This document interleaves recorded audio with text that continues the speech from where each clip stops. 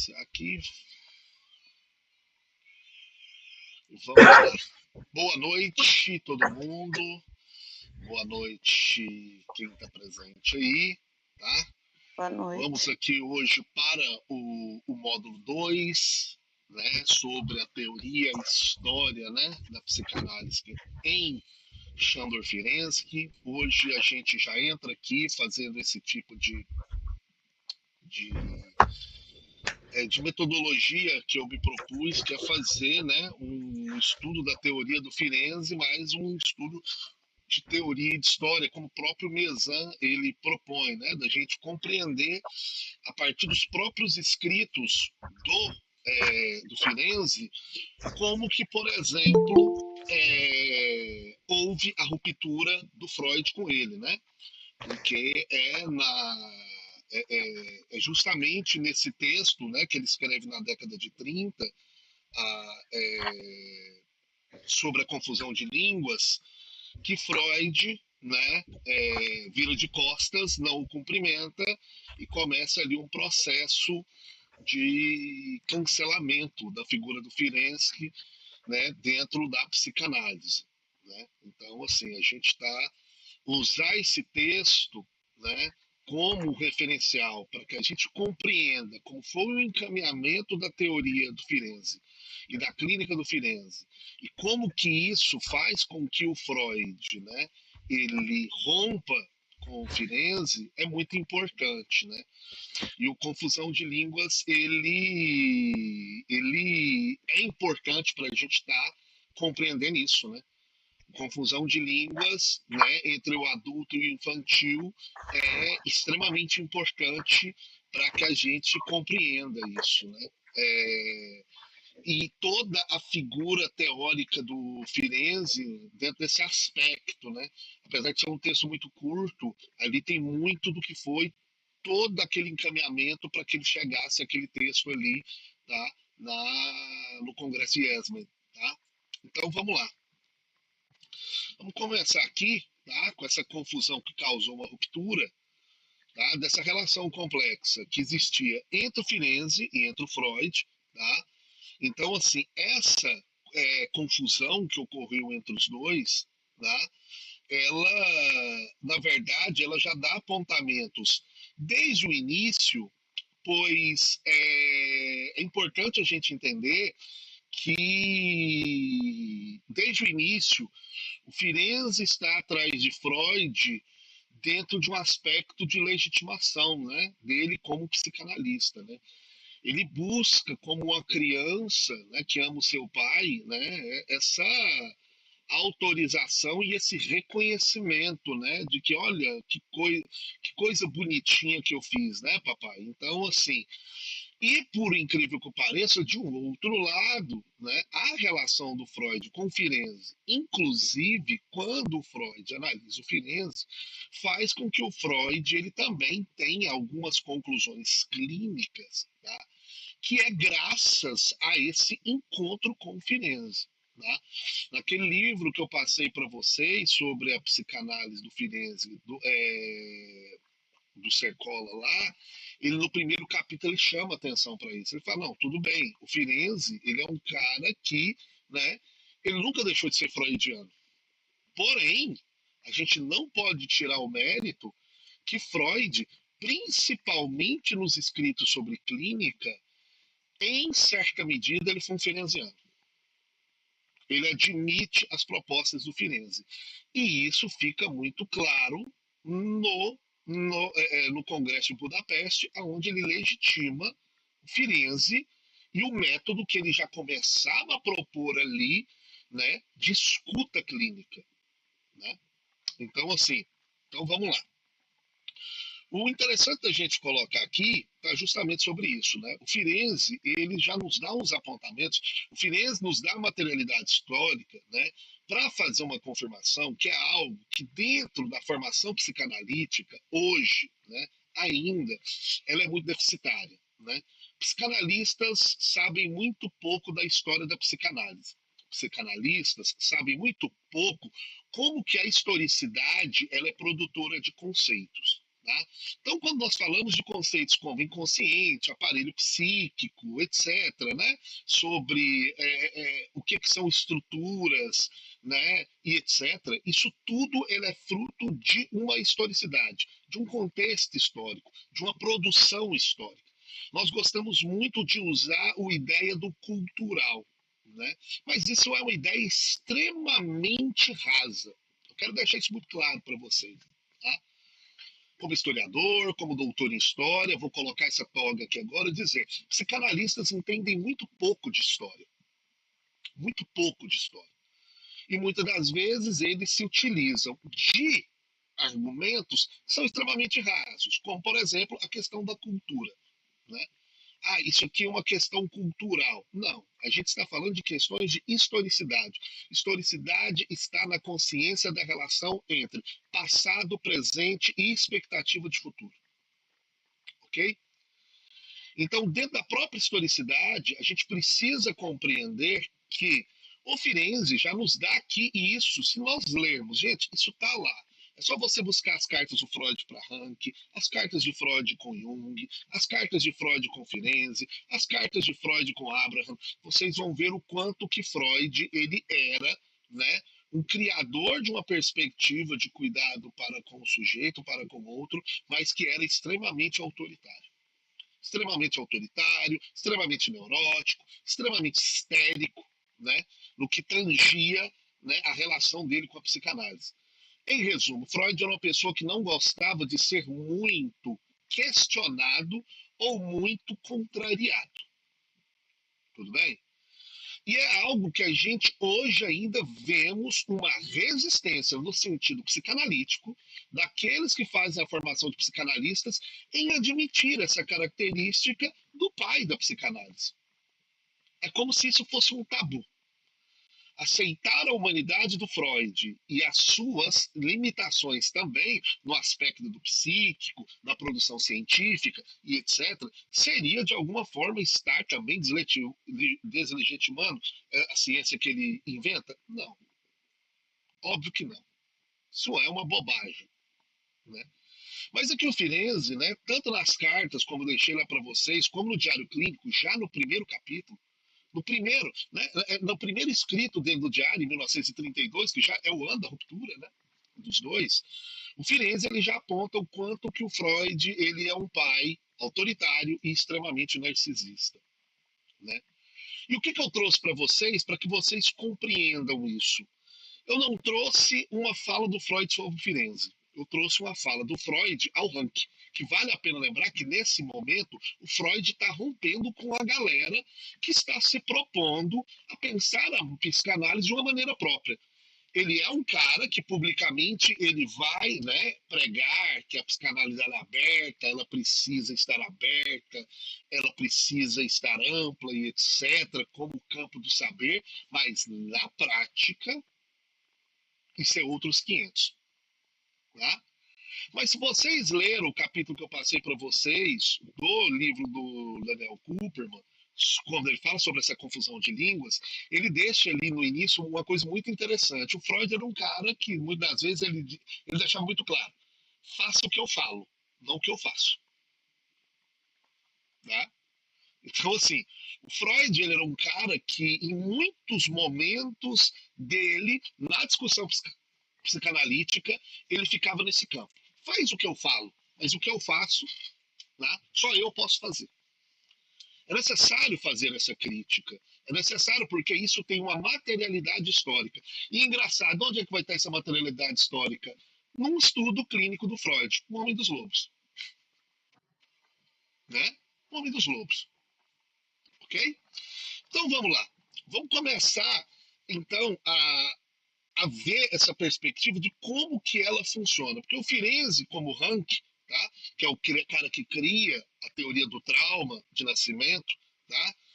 Eles literalmente, o próprio Freud colocava-os como, em uma certa medida, como aqueles que colocavam a sua autoridade em questionamento. Se esses caras estão propondo perspectivas inovadoras, logo as minhas vão ser o quê? Deslegitimadas. Isso é algo extremamente narcisista. Porque dentro do campo da ciência, quando você propõe algo inovador, não é porque você está deslegitimando o que veio antes. Pode ser que o que está sendo proposto amplie aquilo que você não teve capacidade de enxergar. E só um narcisista para não perceber que ele não tem uma capacidade para enxergar tudo. Ele não vai conseguir abarcar tudo, ele não vai saber de tudo, ele não vai ter consciência de tudo, né? Então, dentro desse contexto aqui, o que há dentro da psicanálise, e a relação do Freud com Firenze vai demonstrar isso de uma maneira muito forte, que é essa tensão entre uma ortodoxia, que já se pediu da psicanálise, isso é óbvio, porque a psicanálise era uma ciência que estava nascendo e ela precisava se ratificar como uma prática clínica, e como prática clínica dentro do mundo da modernidade é literalmente você ter ali, né, encaminhamentos, né, um escopo construído de aplicação, haja vista que ainda havia essa relação da psicanálise com a medicina, não vamos esquecer disso. Então você precisava ter uma técnica, né? Você precisava ter um modelo. Ah, como que a psicanálise funciona? Você entendeu? Qual que vai ser o manual da psicanálise? Então a gente está falando dessa psicanálise que ela está sendo produzida, né? Então vamos lá. Essa tensão, ela é profunda. Inclusive é uma tensão profunda até os dias de hoje, né? Não é fácil, né? E eu duvido que dentro das formações hoje, eu não estou falando de onde está se produzindo psicanálise com qualidade, que é dentro da academia, quer queira ou não. Eu estou falando de materialidade histórica, eu estou falando de realidade concreta, né? Não sei onde é que vocês fizeram as formações de vocês, né? Se vocês já leram algum trabalho, algum texto em cartel, ou em grupo de estudos, etc., onde é que a pessoa está propondo algo novo. E isso foi recebido com palmas e, nossa, por que não? Né? Ou uma crítica aos totens da psicanálise, seja de qualquer escola que eu esteja dizendo, seja de qualquer totem que essas escolas sigam. Né? Ou aqui dentro desse curso, alguém em determinado momento, Rodrigo, li o Firenze aqui, tal, pouco, quero fazer uma crítica. Opa, então nós vamos começar a fazer. Né? Nós vamos começar a fazer. Que aqui a gente não vai tratar ele como totem. Nós estamos tratando aqui uma teoria e história de um psicanalista, né, que tem a contribuir para uma psicanálise do mundo contemporâneo, para lidar com as questões que a gente enfrenta em nossa clínica hoje, agora, com os nossos pacientes agora.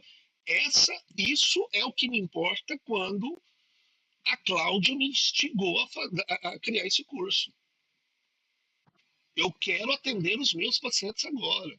Eu quero escutar melhor o sofrimento desses pacientes agora. Né? Não dá tempo da gente. Claro, neste percurso, a gente produz a psicanálise. Tá? Psicanalista é produtor de psicanálise, tá, gente? Não fiquem com medo de produzir psicanálise, não, tá? Tudo bem? Não fiquem só repetindo, não, porque isso aí tá no campo da religião. Tá? Então vamos lá. Quando que começa essa relação Freud, Firenze e a psicanálise? No Congresso de Budapeste, né?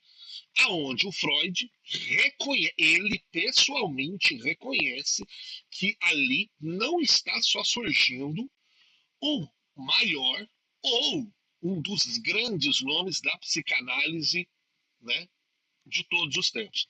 No campo da clínica, eu acho que é algo que a gente pode dizer que é indiscutível. Na técnica clínica, do escutar o sofrimento, né? Mas não só ele, porque Firenze ele é um fundador de uma escola de psicanálise, que hoje é reconhecida, a escola húngara ou de Budapeste, de psicanálise. Ou seja, ele cria um núcleo epistêmico de pensar a psicanálise, ok? A gente está falando sobre isso. Então vamos lá. Nesse congresso que ocorre, aonde ele se torna o presidente da Associação Internacional de Psicanálise, ele é o primeiro presidente, né, dessa associação, o Freud, ele reconhece em 1923 justamente isso que eu estou falando para vocês. O Freud fala, na Hungria, uma brilhante escola analítica floresce sobre a liderança de Firenze. Estão entendendo o peso desse cara? estão entendendo o quanto que é verdadeiramente um silenciamento que ocorreu com ele? A premissa do Daniel Kuperman está certa? Olha o que o criador da psicanálise está falando sobre o Firenze e, né, e a psicanálise. Cláudio, onde está escrito o quê? Isso que você acabou de falar, que o Freud falou. De... Eu li isso, mas eu esqueci onde é que está. Tá lá no capítulo do... Sabe o capítulo Confusão de Línguas, do Daniel Kuperman, que ele está falando sobre essa relação do porquê Firenze? Não, mas o dele eu não tenho aqui comigo, mas eu li num dos textos aqui das obras do Ferenczi. Do Ferenczi, o que você leu nas obras do Ferenczi? Sobre o Freud estava falando isso? Sobre a criação da escola, que o Freud fala. Isso deve estar ali, ou no onde está o Confusão de Línguas, que já é o Michael Balint falando, que é um dos, né? Não, mas tudo bem, se você não tem aí, tudo bem, não tem problema. Esse fragmento aqui eu retirei do livro Porque Firenze, que lá o Daniel Kuperman colocou, né? Ele tirou isso das obras do Freud aqui, que está que tá naquelas obras incompletas, naqueles escritos clínicos. Tá?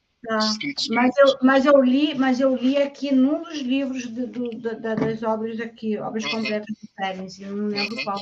Mas tudo bem. Vai estar no 4. Vai estar no 4, que é o que o Michael Balint faz faz a apresentação. Ok. Tá? Então vamos lá. Qual que é o impacto do Firenze na teoria da psicanálise? Né? A ampliação do método para além da histeria, porque isso que ele está propondo.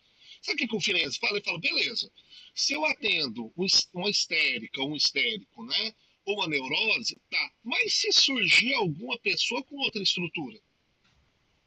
E se surgir na clínica uma outra coisa? Que a gente ainda não conseguiu criar uma discussão metapsicológica para ela. Vocês entenderam o que esse cara está levantando como problema? Né? Que é coisas que a gente está levantando hoje, né? Lembrando, o Dunker fazendo essa pergunta com o Ian Parker, lá mês passado, no Instituto de Psicologia da USP. Ele faz essa pergunta. Nossa, quando chega uma pessoa que o sofrimento dela é atravessado pela questão do racismo, fico pensando, o racismo é produtor de sofrimento? É possível o processo analítico curar um trauma causado pelo racismo? Sabe assim? Ele levantando essas questões, né? E levantando questões assim, clínica contemporânea são questões que a gente precisa o quê? Será que a gente pode já pensar o racismo como uma estrutura produtora de sofrimento? Isso é claro, né, gente? Para um caso brasileiro, isso é óbvio. Né? Isso é óbvio. Né? Será que o patriarcado, né? Patriarcado, as mulheres, isso aí é tão óbvio que é o primeiro texto do Firenze, né? O grande manifesto contra bater fofo, né? É ele falando sobre como que as estruturas patriarcais produzem sofrimento nas mulheres. Ou não ficou claro isso para vocês ainda? Que a gente está falando também do analista que falava da linguagem obscena. Esse Firenze devia ser maravilhoso conhecer ele. Ele deveria meter fogo nesses congressos, assim, povo fazendo aquela conversa muito blasé. Não, gente, conversa direito. As pessoas que vão chegar na nossa clínica, né, elas não vão falar em coito. Estou... Tanto que no texto dele de Confusão de Línguas, ele está chamando a atenção para isso, né? Quando um analisando começa a usar uma linguagem muito próxima à sua, que no caso deles a maioria eram médicos, né? Isso é resistência. Isso aí não é processo analítico andando, não. Você entendeu? Fala, Helder. Estava aqui no texto dele a respeito das psiconeuroses. Tem uma frase que ele diz: compreende-se que que é uma abre aspas, né? Compreende-se que dos dois sexos as mulheres sejam mais propensas à psiconeurose do que os homens. quando se pensa como é desigual a pressão social exercida sobre a sexualidade dos dois. Entendem isso? É um outro texto que ele vai de novo desenvolver a ideia de como a mulher sofre mais, por isso ela desenvolve visualmente mais. Uhum. E, na verdade, é mais um texto quando é a questão dizendo o seguinte: a vida real, concreta, é produtora de sofrimento. O sofrimento ele não é intrapsíquico, ele é da relação do sujeito para com a realidade concreta. É algo que ele está deixando muito claro, né? Segunda coisa, inovações na técnica terapêutica, isso aí é o que é mais conhecido dele, né? Que esse cara está trazendo, né? E o desenvolvimento da própria metapsicologia freudiana. Né? Ele não está negando a metapsicologia freudiana. Ele, na verdade, ele está sendo um propositor para que essa metapsicologia pudesse se desenvolver ainda mais, ou não. Imagine se a medicina ela ainda estivesse se pautando por uma perspectiva, né, metodológica de tratamento do câncer desde o início, quando é descoberta as formas de curar o câncer, gente.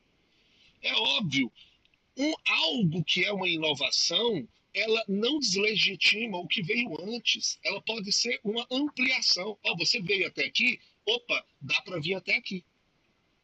Né? Dá para caminhar mais um pouco. Tudo bem?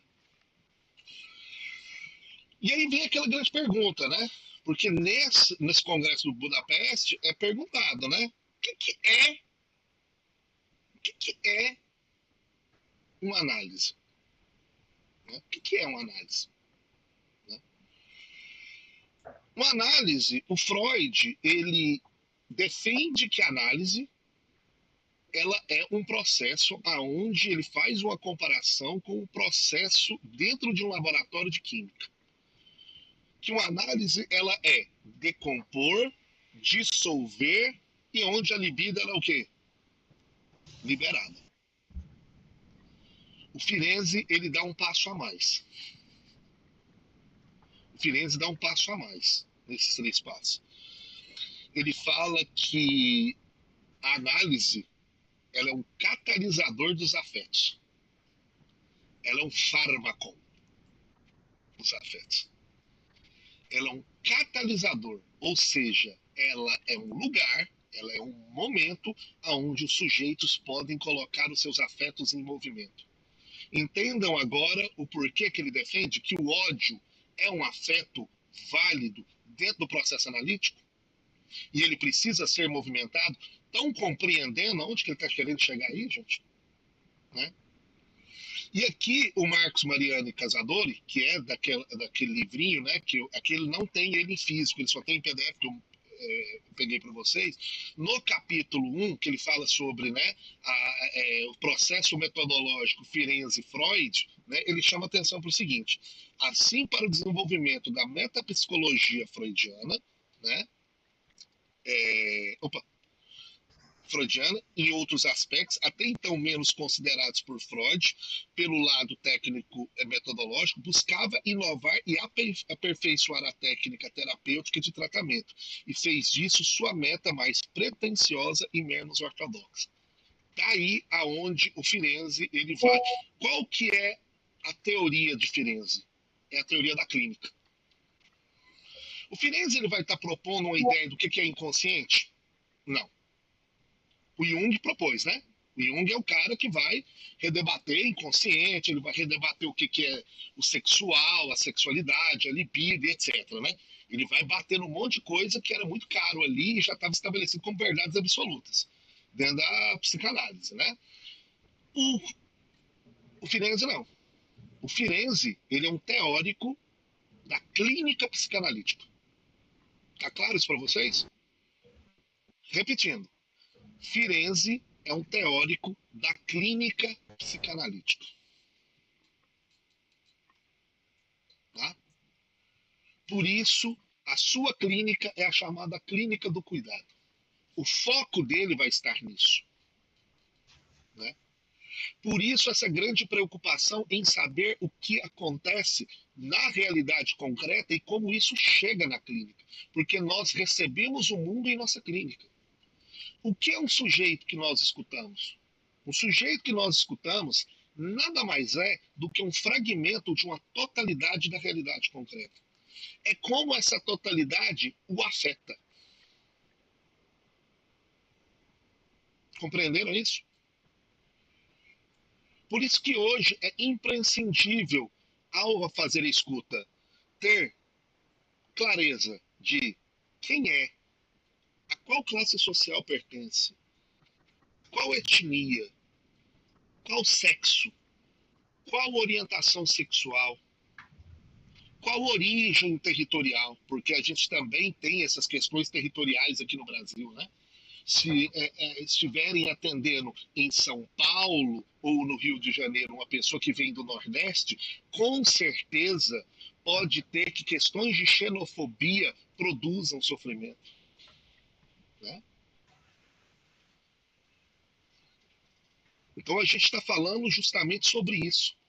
Como que esse mundo da realidade concreta ele afeta o sujeito. E como que isso chega à clínica. Isso é necessário saber. Tudo bem? Então vamos lá. Falemos sobre a escola húngara de psicanálise. Né? Freud, em 1914, né? Isso também está lá é um fragmento que o Daniel Kupperman colocou no capítulo sobre que é o Freud de 1914 fala assim, gente, em 1914 ele já está falando sobre isso.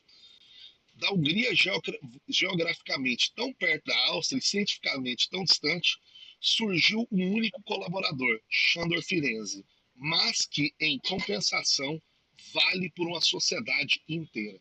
Vocês estão entendendo o peso desse cara?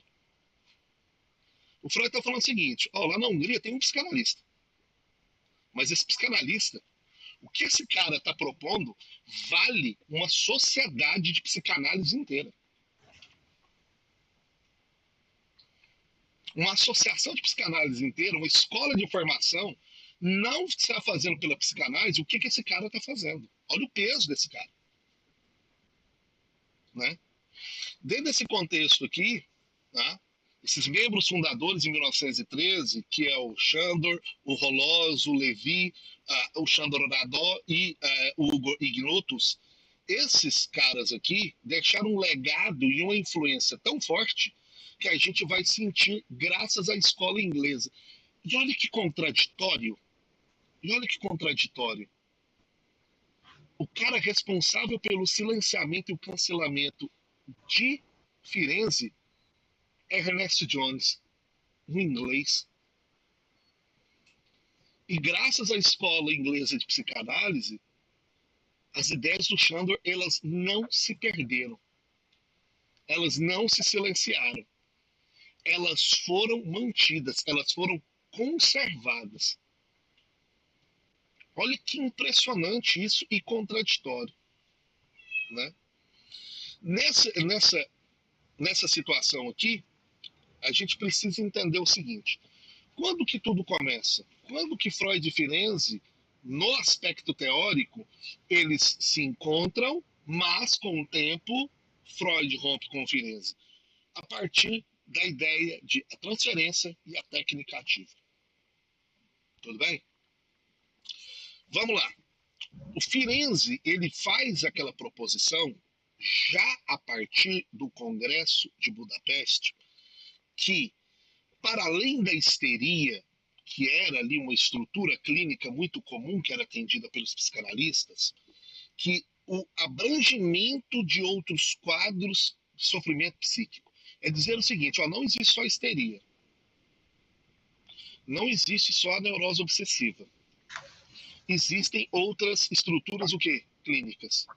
Que lá na frente é o que o Lacan está fazendo. Não é? Mas atualmente não surgiu, não tem já a defesa de uma quarta estrutura clínica, gente, que é o autismo? Hoje, já não há uma defesa, né? Não é hegemônica, mas ela é muito forte. Eu sinceramente, até hoje, não ouvi ninguém dizendo o seguinte: essa ideia de estrutura psíquica do autismo aí, eu nego. Não. Tem gente que ainda continua enfrentando psicanaliticamente o autismo como a psicose, mas em nenhum momento eu vejo deslegitimando. Dizer, não, tá errado. Não é uma estrutura clínica, e etc. Compreenderam? Nesse contexto aqui, né, o Marcos Mariani Casadori, ele deixa muito claro que essa influência da perspectiva da transferência e da técnica ativa, ela foi fundamental quando Freud atende o Firenze. Vocês entenderam isso, gente? Que a sua clínica vai melhorar se você estiver escutando bem e aprendendo com seus pacientes? Que não vai adiantar vocês estarem anos e anos com a bunda sentada em associações, escolas, mestrados, doutorados, falando de psicanálise, se você não está aprendendo nada com a perspectiva clínica?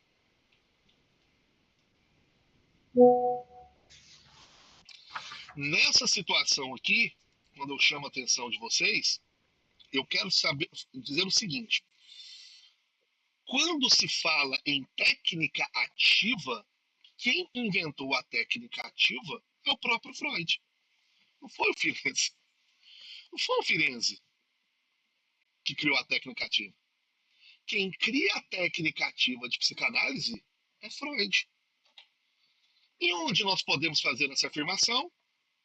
O famoso Homem dos Lobos. O senhor russo Sergei Konstantinovich Pakhanev. A forma com que Freud desenvolveu a clínica para com o Homem dos Lobos, ela é um exemplo clínico do alargamento da técnica ativa e de como que o processo de transferência ele é fundamental para que o processo analítico ele caminhe. Olha que interessante. Aquilo que é considerado central na teoria psicanalítica de Firenze, o cara que dá o pontapé é o Freud. Mas é aqui que o Daniel Kuperman ele faz esse jogo. Ele fala, ó, o Homem dos Lobos é aquilo que o Freud fez muito dentro do processo dele como desenvolvedor da psicanálise. Faça o que eu falo, mas não faça o que eu faço. Tudo bem? Mas aqui nós já temos. Aqui nós temos, como a gente poderia dizer na pesquisa, nós temos um documento histórico que comprova. Freud, ele se utilizava da técnica ativa. Freud, ele era um cara que clinicamente se utilizou da técnica ativa. Se a gente for falar do pequeno Hans, Freud atendeu o pequeno Hans via o pai dele. Gente, vocês lembram do caso do pequeno Hans? Se isso aí não for elasticidade da técnica, gente, a gente pode largar de mão. A gente pode parar. A gente pode parar de debater isso aqui e ficar nesse campo do idealismo, da abstinência e a neutralidade psicanalítica, né? Aquele busto, né? Fazendo semblante de psicanalista, né? E que dali o sujeito vai lidar com seu próprio desejo e deixar desaguar pela cura pela fala. Isso não existe, gente. Né? Isso não existe. Um outro caso clínico de técnica ativa é aquela analisanda do Lacan, que tem até um videozinho sobre ela, que ela sonhava com a Gestapo, né?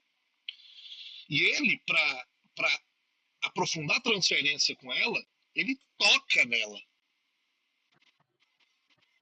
E em francês ele fala, né?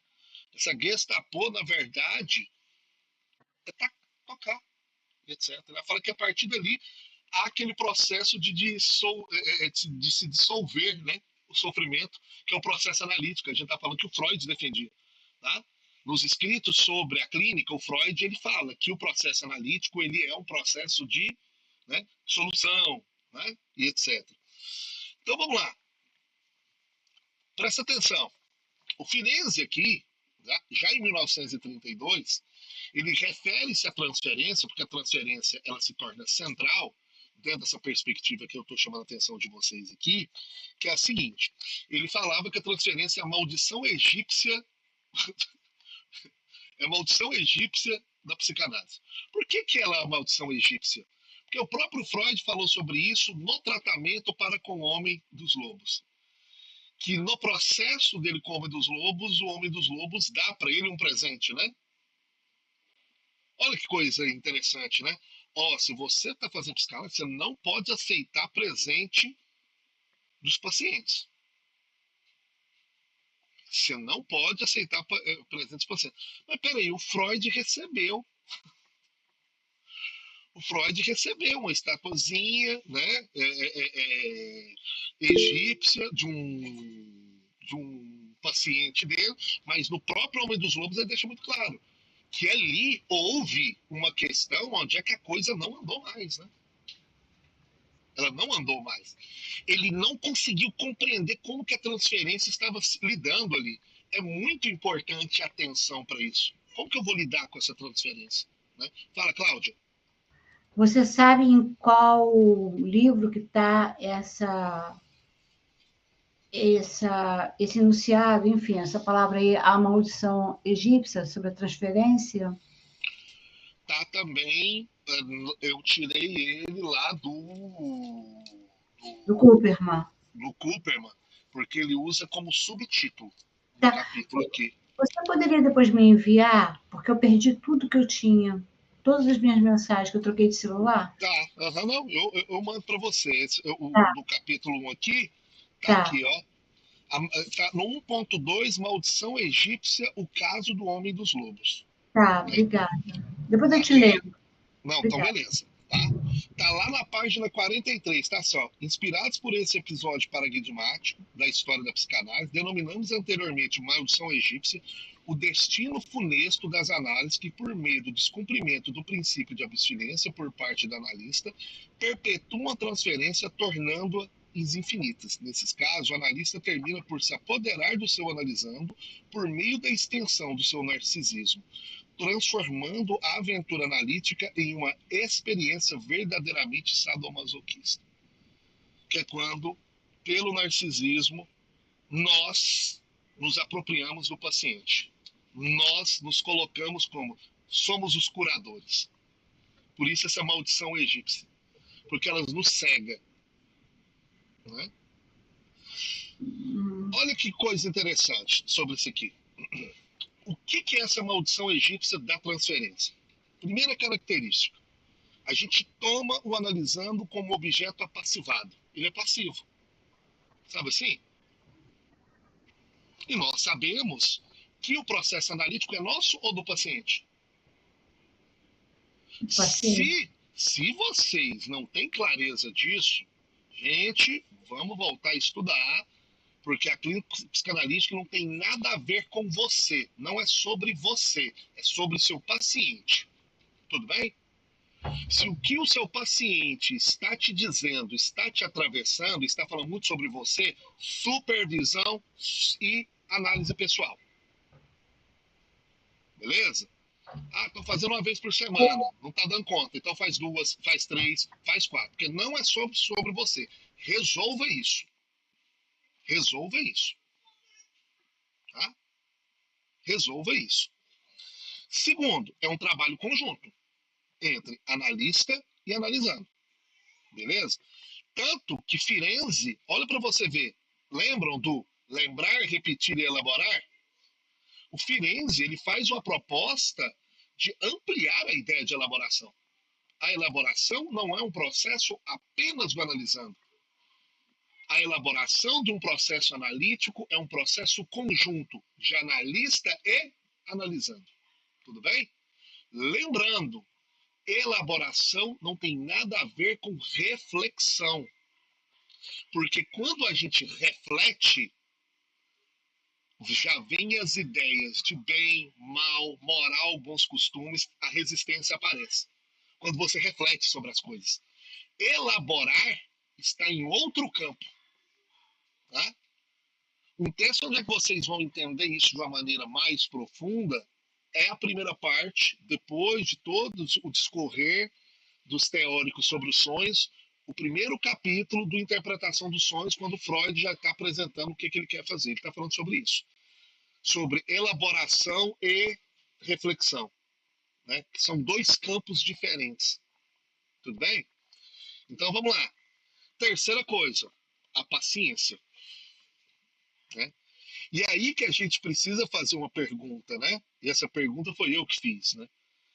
Que o Firenze traz esses questionamentos em 1910 e eu faço essa pergunta. Quem é o paciente? Vamos fazer aquele jogo, né? Que a galera lacaniana adora. Vamos brincar com palavras, né? Se ter paciência é ser paciente, quem é o paciente, né? Não será o paciente, os dois que estão ali dentro daquela clínica, o paciente analista e o paciente analisando, mas em uma perspectiva de relação à paciência, o tempo, esperar, que não é algo para agora, que não é algo para hoje, que não é algo para daqui 5 dias, que não é algo que faça você querer adaptar o seu analisando? Compreendeu? Porque o Homem dos Lobos, o Freud não faz isso? Inclusive na técnica ele percebe que ele teve um erro quando ele fala, eu vou aqui na minha técnica ativa colocar o tempo de término do processo dele. Eu vou colocar um tempo, assim, nós vamos terminar o seu processo em tanto tempo. Como forma de tentar provocar nele, assim, então se eu coloco um tempo final, ele vai começar a colocar para fora essas questões inconscientes. No final das contas, ali, esse paciente, ele ficou dentro dessa passividade. Não, tudo bem, daqui 2 anos, tá? Tudo bem. Quando você falar que eu estou curado, eu estou curado. Entendeu? Eu não estou aqui para me curar pela fala. O meu desejo de me curar some. Quando você disser estou curado, magicamente o quê? Suas palavras me curarão. Entenderam isso? Tá? Esse reforço da paciência, ele é fundamental porque entra naquela outra esfera que o Firenze nos ensina, que é o da empatia. Sem paciência, não há o quê? Empatia. Não há empatia. Não há empatia. Empatia é um ato de paciência. Por que é um ato de paciência? Agora vamos falar da paciência do paciente, nós, analistas. Porque é um ato de escuta repetitiva. Lembra daquilo que sempre vocês devem ter ouvido na formação? Ele falou sobre algo, pede para ele repetir. Ele vai repetir de novo essa história. E ele repete essa história de novo. Aí ele repete de maneira diferente. Aí ele repete de novo. Não é assim?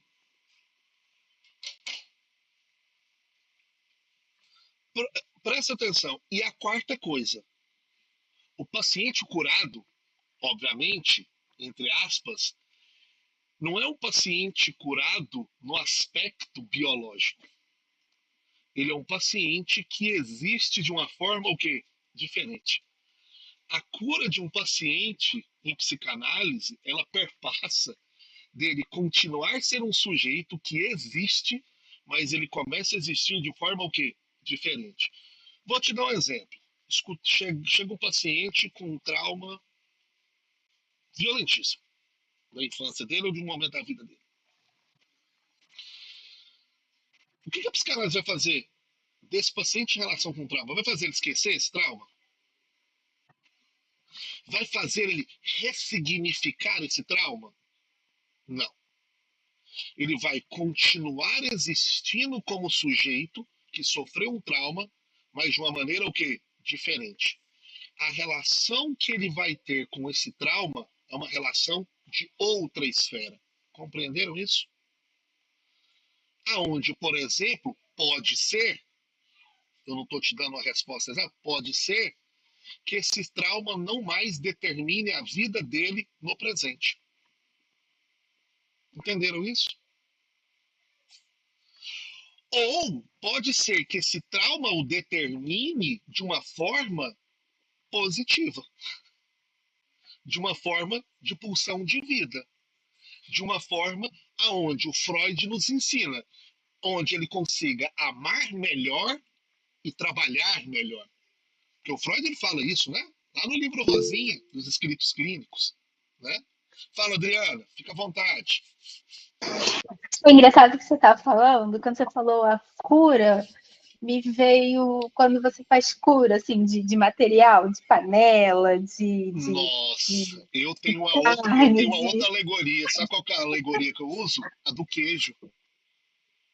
A do queijo. Isso, esse processo, né, Adriana, mais estamos com o nosso inconsciente aqui, intrapsíquico, movimentando e chegando a mesma. Você só usou o outro material, mas a ideia é a mesma. E é isso. E é isso. O queijo continua queijo, né? Só que ele existe de outra maneira. Depende do ponto de cura. Você pode usar uma coisa mais o quê? Ousadia e alegria se você estiver numa mesa de bar. Uma coisa mais linguagem obscena. Nós tá com Firenze, nós podemos usar a linguagem obscena. Você pode falar da pinga. Dependendo do grau de cura da pinga, você tem pinga, rapadura, melaço ou garapa. É tudo caldo de cana. É tudo cana. Só que existem de maneiras o quê? Diferentes. Entendeu? Leandro, você foi em cima. A cura da psicanálise é essa. Tudo bem? A gente tem que existir de outra forma. Né? Eu costumo dizer o seguinte, e isso eu tomo emprestado de um ferenziano, o Bion. A psicanálise nos ajuda a sofrer melhor. A sofrer de um outro jeito. Aí eu vou além. A psicanálise nos propicia a errar de outro jeito.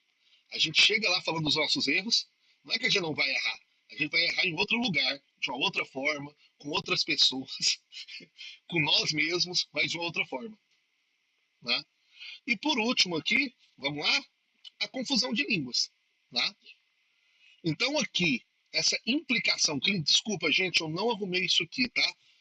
O que é implicação clínica? Que o Firenze está falando e o que vai levar essa confusão entre o Freud e o Firenze. Porque o Freud, ele nesse momento, o que ele está reforçando na década de 30? Abstinência, neutralidade. Abstinência, neutralidade. Isso era vendido como um ato do analista. Olha o que o Firenze está defendendo. Desde 1908. O que o Firenze está defendendo? O analista deve desenvolver sensibilidade para compreender a linguagem do analisando, evitando impor sua própria linguagem teórica ou interpretativa. Qual que era o nome que ele deu para isso aí mesmo, Cláudio? É o que você perguntou? Não entendi. O Firenze ele leva o seguinte: nós não podemos impor a nossa linguagem ao paciente. A gente chegar para ele, isso é uma questão dos inconscientes e etc. Né? É sua libido. A gente não deve impor. O Firenze ele defende que a gente tem que deixar circular qual tipo de linguagem dentro da clínica? Uai, a linguagem normal obscena. Que a gente fala. Ah, obscena. A obscena. Hoje meu paciente falou bastante bunda, isso, cara de bunda. Isso. Ah, fiquei muito puto da vida. Isso. Aí quando ele falou, eu fiquei com cara de bunda, eu perguntei para ele assim, o que essa cara de bunda quer dizer? Eu não entendi. Ah, porque eu fiquei puto. Eu falei, entendi. Puto. Eu fiz ele trazer mesmo, sabe? Isso é algo que precisa ser feito. Tudo bem?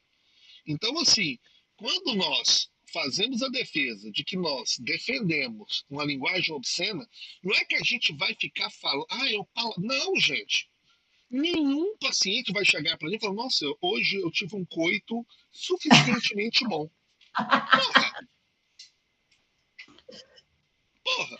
Ou, por exemplo, se ele chegar e falar, como a Carol tá falando para você, né? Hoje eu tive uma trepada a cavalo e foi. Aí, de repente, você, né, não consegue lidar com a abstinência do seguinte. Não, gente, ele está falando sobre sexo. De uma maneira o quê? Ah, de uma maneira vulgar. Pois é. É porque é vulgar, gente. Vocês não aprenderam isso com Freud? Pelo amor de Deus. Mal-estar da civilização, gente. É vulgar. É vulgar. A moral, os bons costumes prega contra a vulgaridade. Nós sustentamos a vulgaridade, porque a vulgaridade vem da ordem do inconsciente. Se não dá conta, gente, desculpa. Desculpa. Aqui não é o lugar, né? Aqui não é o lugar. Vai fazer outra coisa. Né? Vai fazer outra coisa. Vamos lá, deixa eu colocar isso aqui do slide atual. Vamos lá, isso. Aqui, ó. Dessa confusão de línguas, tá? Do legado do Firenze. Tudo bem? Quando em 32 o Freud vira de costas para ele. Lembrando, Freud rompeu com Firenze. A minha supervisora é a Renata Wirtmann, né? E eu também faço formação contínua com ela. E um dia, ela defendendo o Freud, eu falei, ó, não passa esse pano pro Freud, não, que não foi fulano que rompeu com Freud, não. Foi Freud que rompeu com fulano. Eu falei, ninguém nunca rompeu com Freud. Freud que rompeu com todo mundo. Ela, será? Eu falei, então as cartas estão erradas. Então ele mesmo está errado. Eu falei, pelo menos com o Firenze, ele virou as costas para Firenze. Porque o Firenze peitou. O Freud não queria que ele apresentasse esse texto. Como também não quis que ele se aprofundasse, gente, com a perspectiva que a gente vai falar, tá? A gente vai pegar esses conceitos e trabalhar cada um, em cada modo. Sobre a questão de retorno, de falar sobre trauma. E você sabe o que é engraçado? Ele morre, o Freud vai falar sobre o quê? E é isso que para mim é um ato de covardia muito grande. Vale a pena lembrar que a réplica que o Freud deu ao texto Confusão de Línguas foi depois que o Firenze morreu.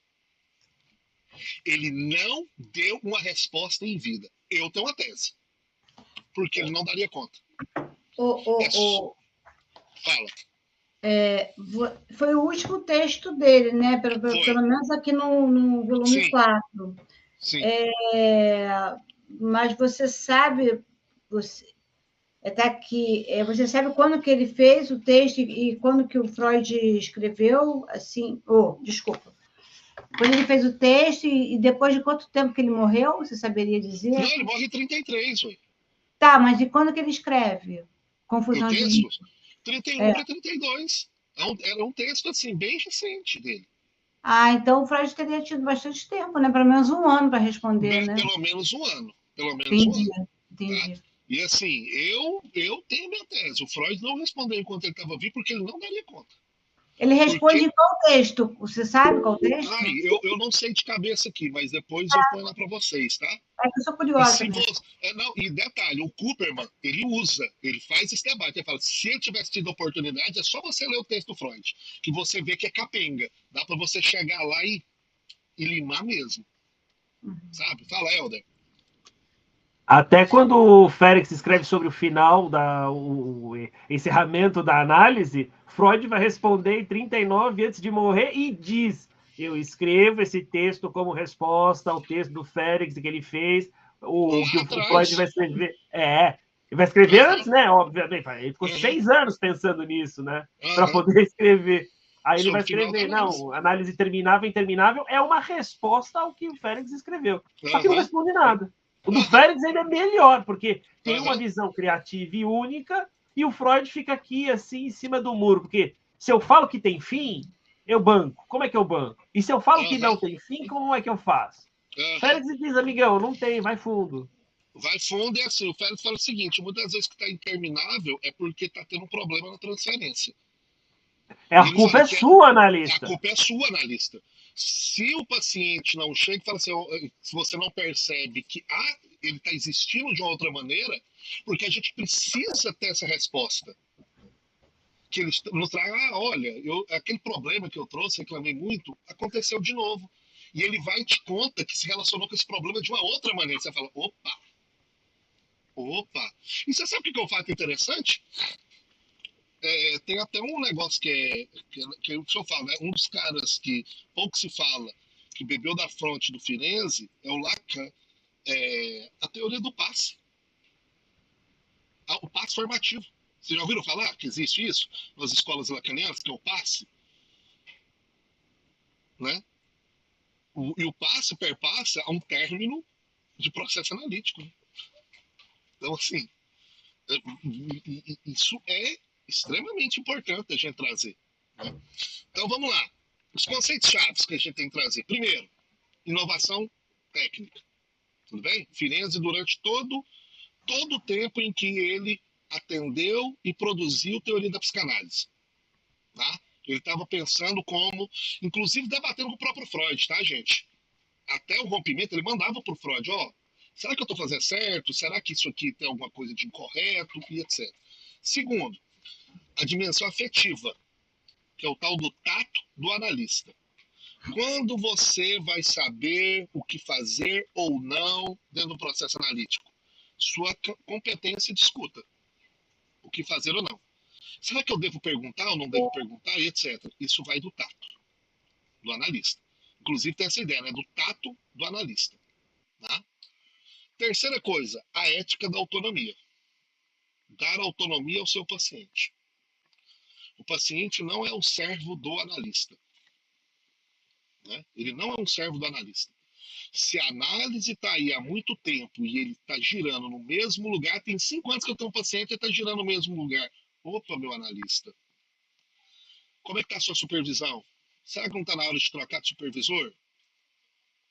Como é que está na sua análise pessoal? Talvez isso não seja da ordem da sua análise. Né?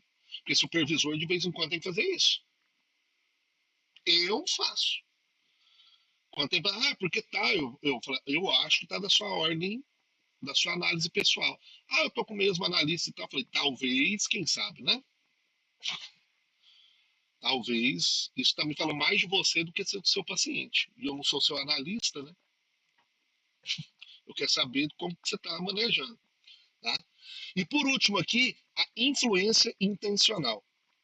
A escola húngara de psicanálise, ela influenciou decisivamente o desenvolvimento da psicanálise europeia e, posteriormente, a escola inglesa de psicanálise.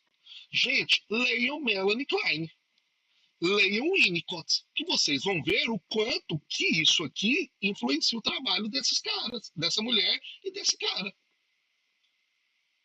Leiam esses caras. Leiam os textos. O Winnicott e a Melanie Klein estão sendo aí traduzidos e publicados pela UBU, né? Vocês querem ver como que a psicanálise desenvolvida por Firenze, ela foi aplicada em outros eixos, crianças, adolescentes, etc. Leiam Melanie Klein e Winnicott. Primeiro, porque os dois se autorizaram a atender aqueles que Freud dizia que eram o quê, gente? Eles eram não possíveis de ser analisados. Os inanalisáveis. Pessoas acima de 60, né? Idosos, muito idosos, e crianças, bebês, impossível. Aí vai a Melanie Klein. Ué, como assim? Como assim não dá para fazer psicanálise com bebê? Né? Então é importante a gente ter isso como eixo. Tudo bem?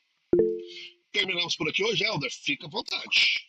Desculpa, é só para colocar uma coisa assim, nos diários clínicos, muitos momentos, Félix vai falar da questão do ódio, né? De como levar e manejar o ódio, a importância de lidar com os afetos. Uhum. O ódio ele traz assim.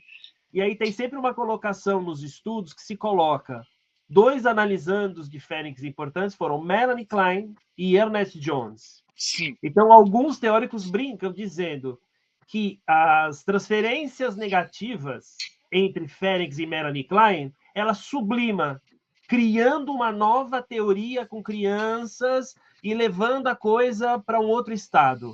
Ernest Jones não tem a mesma capacidade criativa, ele faz o quê? Cria rancor e vai matar a ideia de Félix. Sim, porque ele foi obrigado, né? Porque o Ernest Jones era uma cadelinha do Freud. E quando o Freud nega analisar, ele fala, não, você vai ser analisado pelo melhor. Você vai ser analisado com Félix. Não, mas eu quero você, Freud. Não, com Félix. E a gente sabe que no meio da psicanálise a gente tem os seguidores dos totens. Você chegar para os seguidores dos totens e esse totem chegar e falar, tem uma pessoa aqui que eu acho que ela é boa demais. Gente, como as pessoas desmoronam. Elas desmoronam. E uma coisa interessante de pensar quando o Félix diz que a gente vai com os nossos analisandos até onde fomos na nossa análise, fica claro para ver onde ele foi na análise com Freud, 3 tentativas infrutíferas na relação com a contra-transferência negativa, a transferência negativa com ele, ele vai disseminar transferências negativas para um exemplo desses 2 analisandos famosos. Então você vê, ele não conseguiu ir além de onde ele foi. Sim. Por isso que ele é um cara que é defensor, que todo analista ele tem que estar no lugar de analisando. Ele é o primeiro que todo mundo. Ele fala assim, ele vai abrir a conferência dizendo, façam análise. Isso, ele abre a conferência. Não existe analista que não faz. Gente, e tem uma galera aí que está atendendo.